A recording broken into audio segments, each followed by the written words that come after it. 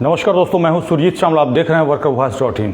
दोस्तों, आपने ठीक पढ़ा, अमित शाह जी के सहारा इंडिया रिफंड पोर्टल का हमारे इस आरटीआई से फट जाएगा ढोल।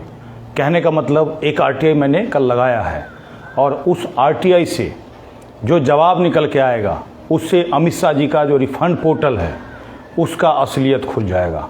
अब आप ज़रूर जानना चाहेंगे कि आखिर वो क्या आरटीआई हमने लगाया है, क्या सवाल पूछे और उससे क्या निकल करके आ सकता है। और साथ ही मैं आपको बताना चाहूँगा कि जो लोग भी सहारा रिफंड पोर्टल पे क्लेम करने जा रहे हैं, इस वीडियो को ज़रूर देख लीजिए क्लेम करने से पहले, नहीं तो पता चलेगा फिर से आप एक बार 200, 400, 500 या 1000 रुपया खर्च करके रीक्लेम करते हैं और फिर से आपको निराशा हाथ लगती है।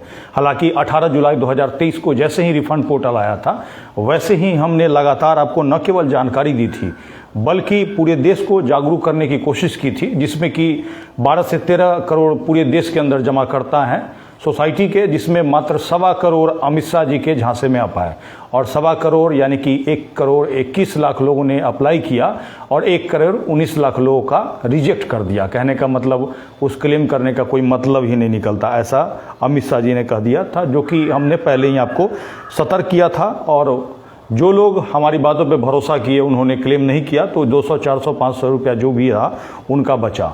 अब आखिर आरटीआई हमने क्या लगाया, तो ये आपको जानना काफ़ी ज़रूरी है।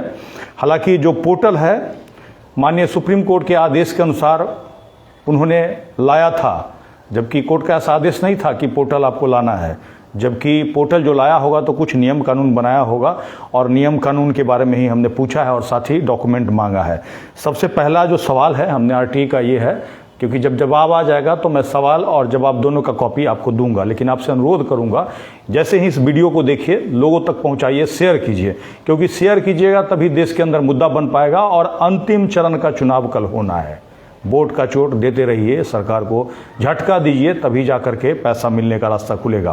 पहला जो सवाल पूछा था, जो कि माननीय सुप्रीम कोर्ट के अंदर अमित शाह जी 5000 करोड़ लेकर के आते हैं, एक आईए पिटीशन लगाते हैं जो कि पहले से वो सुप्रीम कोर्ट के अंदर पीआईएल चल रहा होता है, तो उसी के बारे में हमारा सवाल है। पहला जो सवाल पूछा है, सुप्रीम कोर्ट में जिन शिकायतों के आधार पर उक्त आईए लगाया गया था उसका विवरण प्रमाण सहित दें। कहने का मतलब उन्होंने कुछ शिकायत जो कि आप दिल्ली हाई कोर्ट के आदेश के बाद सरकार के पास, सेंट्रल रजिस्ट्रार के पास जो शिकायत कर रहे थे उसी के आधार पे वो सुप्रीम कोर्ट में गए थे और 5000 करोड़ लेकर के आए थे। तो हम जानना चाहते हैं कि आखिर वो कौन सा शिकायत था जिसको आधार बना करके इन्होंने माननीय सुप्रीम कोर्ट के अंदर 5000 करोड़ के लिए पिटीशन लगाया था, उसका हमने विवरण मांगा है।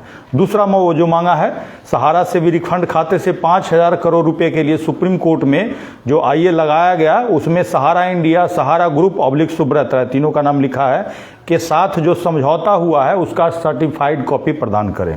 इससे दोनों के बीच जो समझौता हुआ होगा, जिसको अमित शाह जी ने खुद कहा था कि बीच का रास्ता हमने निकाला है सबको बैठा करके, तो उसका कॉपी आ जाएगा, तो उससे पता चलेगा कि क्या इनके बीच समझौता हुआ। तीसरा हमने पूछा था कि सहारा रिफंड पोर्टल के लिए जो सहारा रिफंड के लिए जो justice R Subhash Reddy committee है उनका आधिकारिक ऑफिशियल एड्रेस बताया जाए, जो कि पब्लिक डोमेन में जमाकर्ताओं के शिकायत के लिए प्रकाशित किया गया है। कहने का मतलब कमेटी का कोई एड्रेस ही नहीं दिया हुआ है जहां की पोर्टल से संबंधित आप शिकायत कर सकते हैं। एक बार आप कमेंट्स करके बताइएगा कि कोई ऐसा आपको दिया हुआ है पोर्टल पे या रीसबमिशन पोर्टल पे कि आपको जो भी असुविधा हो रही है तो ये कमेटी का एड्रेस है, इस पे आप शिकायत कीजिए। हालांकि एक 31 जुलाई 2023 को एक आदेश भी आया था सुप्रीम कोर्ट में और उसमें कुछ लोगों ने आईए लगा दिया था और माननीय कोर्ट ने कहा था कि आप कमेटी के पास जाइए।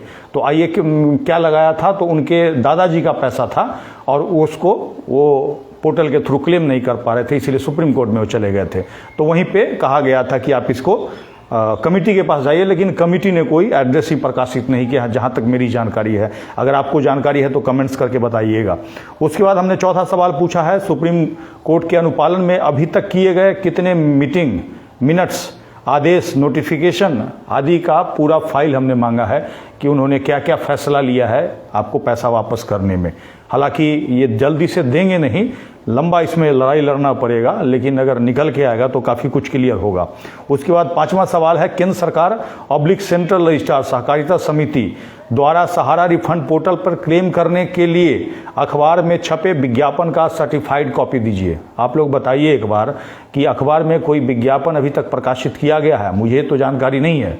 न्यूज़ की बात मैं नहीं कर रहा, विज्ञापन की बात कह रहा हूँ, और जिसमें आपको पोर्टल का लिंक दिया हो रहा था कि भाई यहाँ पे आप क्लेम कीजिए, पहली बार 10,000 देंगे, या जो भी नियम उन्होंने बना रखा होता, और ये सेंट्रल रजिस्ट्रार की तरफ से प्रकाशित होता। एक बार आप कमेंट्स करके जरूर बताइएगा जिन लोगों को भी इस तरह का विज्ञापन जो कि सेबी के टाइम में आता था वैसा दिखा होगा।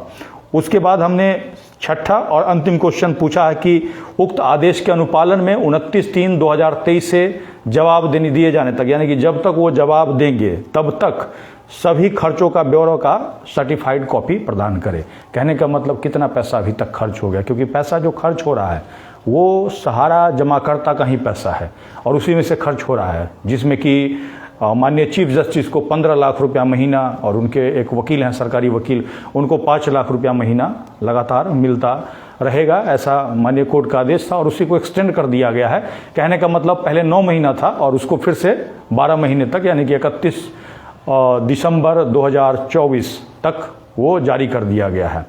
अब ऐसे में आपको मैं बताना चाहूँगा कि अब ये सारा जो सवाल हमने पूछा है, कहने का मतलब नियमतः आपको पता होना चाहिए था, क्योंकि माननीय कोर्ट ने कहा है कि ट्रांसपेरेंसी बरतना है, पारदर्शिता बरतना है, और वो बढ़ता नहीं जा रहा है। कहीं आपको एड्रेस नहीं दिया गया कि पोर्टल पे हमको ये शिकायत मिल रही है, ये प्रॉब्लम आ रही है, उसके लिए हम कमेटी को चिट्ठी लिखें, जबकि हमने खुद ही, कमेटी का एड्रेस नहीं था तो हमने सेंट्रल रजिस्ट्रार के पते पे ही 31 जुलाई 2023 को एक लेटर भेजा था जिसमें 10 डिमांड दिया था आप जमाकर्ताओं की तरफ से, और उसी के आधार पर आपने प्रधानमंत्री को लानत पत्र भेजा था। उसके बाद भी प्रधानमंत्री के द्वारा कोई भी बयान नहीं दिया गया, कोई भी घोषणा नहीं किया गया, कोई भी पैसा वापसी नहीं किया गया। ऐसे में आपने कहा था कि बोर्ड का हम चोट देंगे, और इसीलिए आप लोग बोर्ड का चोट देते रहिए, क्योंकि सरकार तिलमिला गई है, इस बात को मान लीजिए। नहीं तो पिछले 10 साल से जो सरकार सहारा के बारे में एक लाइन नहीं बोल रही थी, वो सरकार बार बार हर चुनावी भाषण में कहीं ना कहीं से आपको खबर आ जाती हो सकता है और भी बोलते होंगे, जिसका जानकारी हमारे पास नहीं आता होगा या फिर क्लिप नहीं आता होगा। आपने हाल ही में देखा होगा, देश के रक्षा मंत्री कौन, राजनाथ सिंह जी किसके पास गए थे? तो सुब्रत राय की पत्नी से मिलने गए थे और उसका कटिंग भी आया था जिसको हमने दिखाया था। अब ये कहते हैं कि किसके टाइम में घोटाला हुआ, तो एक बार आप कमेंट्स करके बताइए किसके टाइम में घोटाला हुआ, 2015 में किसकी सरकार थी, जरूर लिख करके बताइएगा, और अधिक से अधिक लोगों तक शेयर कीजिएगा।